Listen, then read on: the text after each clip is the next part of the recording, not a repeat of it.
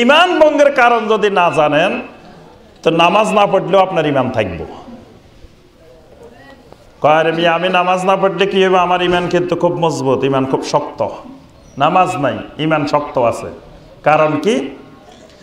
আল্লাহর কোন বান্দা যদি ওযু ভঙ্গের কারণ না জানে, আল্লাহর এই বান্দা জীবনে একবার ওযু করলে মৃত্যু পর্যন্ত আর ওযু করা লাগবে না। ওযু ভঙ্গের কারণ জানে না ধরেন, তাহলে উনি একবার ওযু করলে জীবনে আর ওযু ভাঙবে না। ফজরের নামাজের ওযু করছে, একই যদি জোহরও পড়ছে, আসরও পড়ছে, মাগরিবও পড়ছে, এশাও পড়ছে। কি ব্যাপার চাচা, আপনি আর ওযু করলেন না? যে মিয়া ফজরে ওযু করছি না। তা আপনি যে মাঝখান দিয়ে টয়লেটে গেছেন এতবার, টয়লেটে না গেছি, আমার ওযুর কি হয়েছে? টয়লেটে আমি এতবার গেছি, আমার ওযু স্ট্রং, ওযু মজবুত।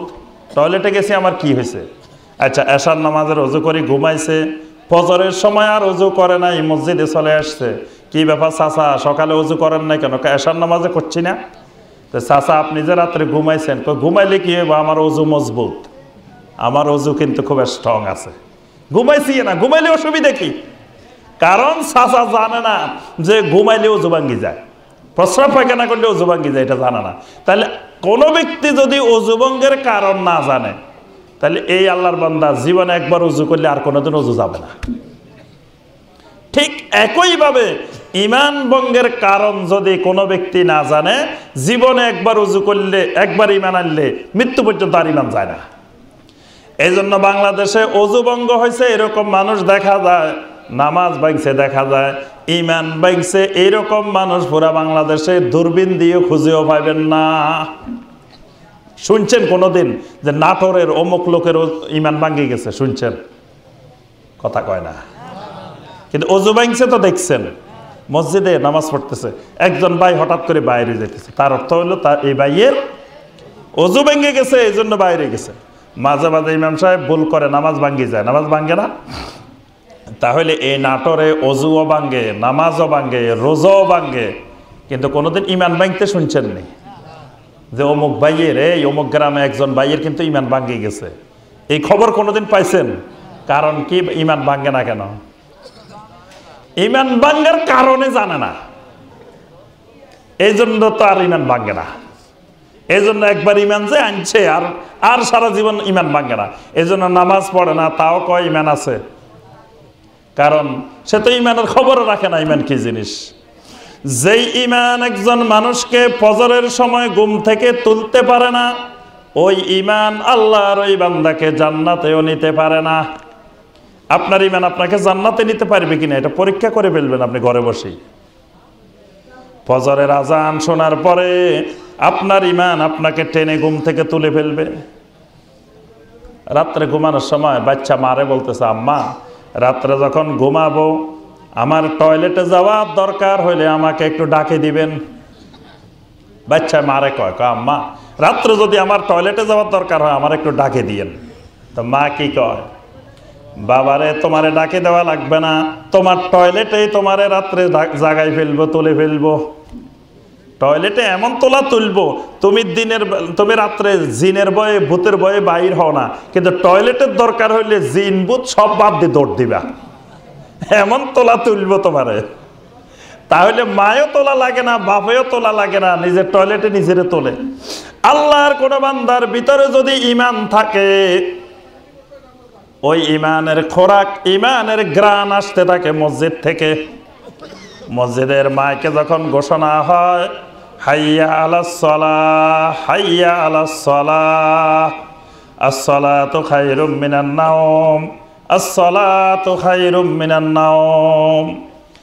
যে ব্যক্তির অন্তরে ঈমান আছে, ভিতরে ঈমান আছে, এই ঘোষণা আসার সাথে সাথে ঈমান আর ঘুমায় থাকতে পারে না, কারণ ঈমানের ঘ্রাণ আসতেছে মসজিদ থেকে। ওই ঈমানে আল্লাহর বান্দারে টান মারি তুলি ফেলায়। যত শীত, যত বৃষ্টি, যত কুয়াশা, যত অন্ধকার যাই হোক না কেন, ঈমানের টান মারি তুলি ফেলায়। ঈমানের টানে ঘুমাইতে পারে না। যদি ফজরের আজান হয়েছে ঈমানের টানে নাই, জামাত হয়ে গেছে তারপরেও টানে নাই, সূর্য উঠে গেছে তারপরেও ঈমানে টানে নাই, নিশ্চিত বুঝে নিবেন আপনার ইমানটা অসুস্থ হয়ে গেছে, আপনার ইমানটা রোগাক্রান্ত হয়ে গেছে, আপনার ইমান প্যারালাইজড হয়ে গেছে। যেই ইমান আপনাকে 10 গজ 20 গজ 100 গজ ধরে মসজিদ পর্যন্ত টানিয়ে আনতে পারে নাই, ওই ইমান আপনাকে হাজার হাজার মাইল দূরে আল্লাহর জান্নাত পর্যন্ত টানে নিতে পারবে না। আল্লাহর জান্নাতে এই ইমানে নিতে পারবে না। এই ইমান এত দুর্বল যে ইমান শুয়ে গেছে আর উঠতেই পারে না। রোগী যখন একবারে শুয়ে যায় আর বসতেই পারে না, তার তৈলে রোগী বাঁচার সম্ভাবনা নাই। ইমান একবারে শুয়ে গেছে, বিছানার লেগে গেছে, সোজা হইতে পারে না। এই ইমান দিয়ে জান্নাতে যাওয়া যায় না। জান্নাতে যেতে হলে শক্ত ইমান লাগে। কারণ একটু আগে বলছি ফুলসেরাত যেটা, এটা দিয়ে বাসও চলে না, ট্রেনও চলে না, তারপরে গাড়িও চলে না, সিএনজিও চলে না, কিচ্ছু চলে না। তো পার হইবেন কেমন? হাঁটি হাঁটি পার হইবেন? এটা পার হওয়ার জন্য যেটা লাগবো খুব শক্তিশালী ইমান লাগবো। ইমান যার যত বেশি পাওয়ারফুল সে তত দ্রুত গতিতে পার হইব। ইমান দিয়ে পার হওয়া লাগবো। তো যে ইমানে টানি মসজিদে আনতে পারে না, সেই ইমানে ফুলসেরাত টান দিব অসম্ভব। এই জন্য আল্লাহ রাসূল সাল্লাল্লাহু আলাইহি ওয়াসাল্লাম বলছেন, আসকালুস সালাতে আলাল মুনাফিকিনা সালাতুল ইশা ওয়া সালাতুল ফজর। তোমার ভিতরে ইমান কতটুকু আছে, প্রতিদিন এশার নামাজের সময়, ফজরের নামাজের সময় মাপি ফেলবা। জ্বর মাপি না আমরা থার্মোমিটার দিয়ে, প্রেসার মাপি প্রেসারের মেশিন দিয়ে, ডায়াবেটিস মাপি ডায়াবেটিসের মেশিন দিয়ে, সব মাপা যায়, ইমানও মাপা যায়। নবী সাল্লাল্লাহু আলাইহি ওয়াসাল্লাম বলেন প্রতিদিন ইমানটা মাপি ফেলবা। যদি তুমি এশারের জামাতে ফজরের জামাতে হাজির হইতে পারো, মনে করবে ইমানটা এখনো আছে। ফজরের জামাতে এশার জামাতে হাজির হইতে পারো নাই, মনে করবে আমার ইমানের ভিতরে মুনাফিকি ঢুকে গেছে, আমি মুনাফিক হয়ে গেছি। এই জন্য আমার ভাইয়েরা এবং বোনেরা, ইমানটা নিয়ে চিন্তা গবেষণা করি, ইমান নিয়ে লেখাপড়া করি, ইমান বোঝার চেষ্টা করি, ইমানটা মূল্যবান সম্পদকে পরিচর্যা করি, ইমান নিয়ে যাতে মরতে পারি, ইমান নিয়ে কবরে যেতে পারি, ইমান নিয়ে হাসরের ময়দানে দাঁড়াইতে পারি, ইমান নিয়ে জান্নাতে যেতে পারি। আজকে ইমানের খবর নাই, খালি আমল নিয়ে মারামারি। হাত এখানে বাঁধবো না এখানে বাঁধবো, এটা লই মারামারি।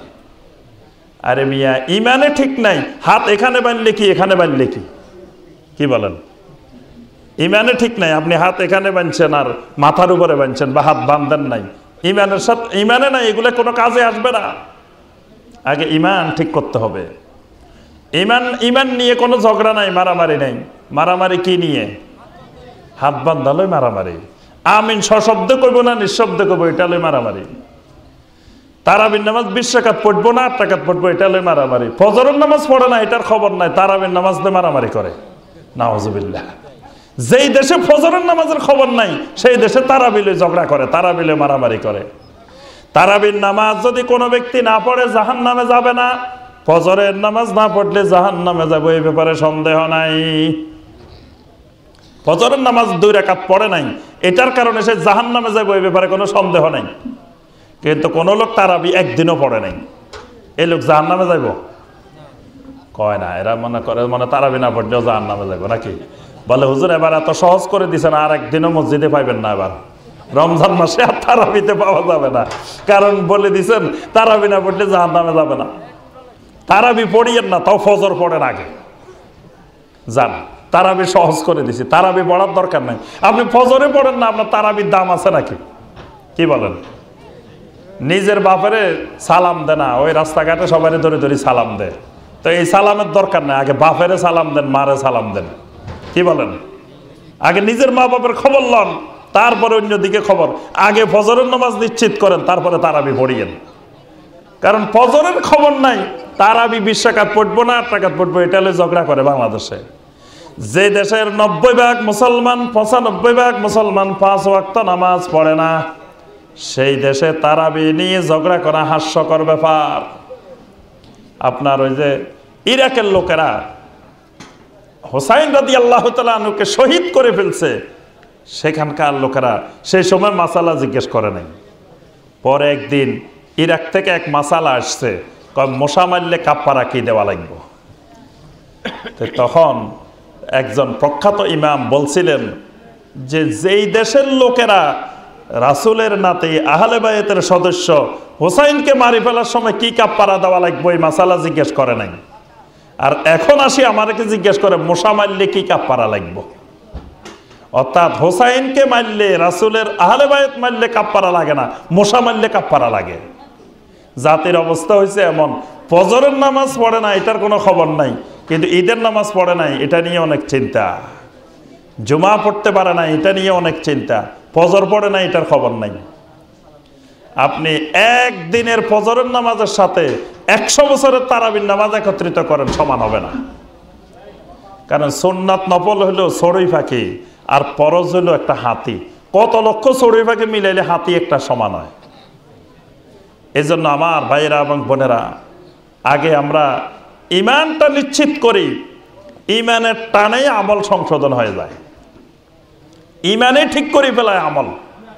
ইমান যদি কারো সুন্দর থাকে, ইমান যদি শিরক মুক্ত থাকে, ওই ইমানের কারণে দেখবেন আমল সুন্দর হয়ে যাবে, আমল বিশুদ্ধ হয়ে যাবে। কোন লোকের ইমান যদি বিশুদ্ধ হয়, সেই খুঁজবো আমার বিশুদ্ধ আমল কোনটা, আমার নবী এই আমলটা কেমনে করতেন, এটা খুঁজতে থাকবো। কিন্তু তার ইমানে এখনো ঠিক হয় নাই, তার আমল ঠিক করলে তার আমল ঠিক থাকবে না, এবং এই ঠিক আমল দিয়ে কোনো কাজেও আসবে না। এই জন্য আমার ভাইরা এবং বোনেরা, আলোচনা দীর্ঘায়িত করব না, আমরা সবাই শিরক মুক্ত তাওহীদি ঈমান গড়ার জন্য চেষ্টা করব। আমাদের এই সমাজটা যেন শিরক মুক্ত সমাজ হয়, বিদআত মুক্ত সমাজ হয়, তাওহীদের সমাজ হয়, সুন্নতের সমাজ হয়। এই ব্যাপারে কোনো হানাফি, শাফি, মালিকি, হাম্বলি, আহলে হাদিস কোনো ইখতিলাফ নাই। সবাই চায় তাওহীদ, সবাই চায় সুন্নত, সবাই শিরকের বিরুদ্ধে, সবাই বিদআতের বিরুদ্ধে। সুতরাং খামাখা এগুলো নিয়ে দলাদলি, ঝগড়া ফাসাদের সমাজে দরকার নাই। আমরা সব মুসলিম ভাই ভাই, আমরা সবাই তাওহীদের পক্ষে, সুন্নতের পক্ষে। আমরা সবাই শিরকের বিরুদ্ধে, বিদআতের বিরুদ্ধে। এটাই হলো আমাদের ঐক্যের প্রতীক।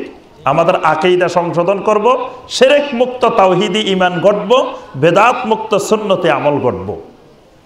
এটাই ছিল, আপনারা সকলে চিনেন, আপনাদেরও সকলের অনেক প্রিয় মহব্বতের আমার সরাসরি উস্তাদ ডক্টর খন্দকার আ.ন.ম আব্দুল্লাহ জাহাঙ্গীর রাহিমাহুল্লাহ। তাকে দেখছেন না আপনারা মুরব্বীরা? আলহামদুলিল্লাহ। এখানে এই ময়দানে এখানেই তিনি বয়ান করে গেছেন আপনাদের সামনে। আল্লাহ পাক তাকে জান্নাতুল ফেরদাউসের উচ্চ মাকাম দান করুন। আল্লাহ পাক তার জীবনের সকল গুনাহ খাতাকে মাফ করে দিন, তার সকল খেদমতকে আল্লাহ পাক কবুল ও মঞ্জুর করে নিন।